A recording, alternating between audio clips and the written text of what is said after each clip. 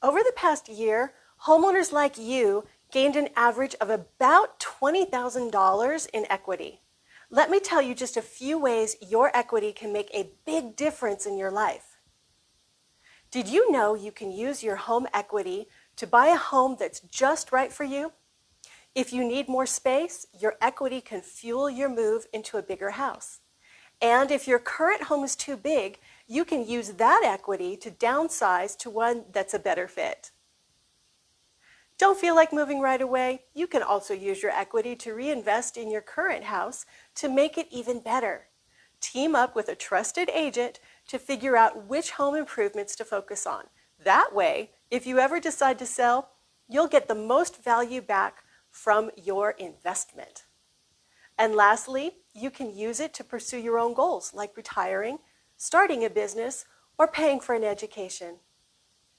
If you're wondering how much home equity you might have, let's connect. I'll create a professional equity assessment report to help you understand what you're working with. Then we can come up with a plan for your next steps. Reach out to me today. I'm Theresa Grant, your local realtor.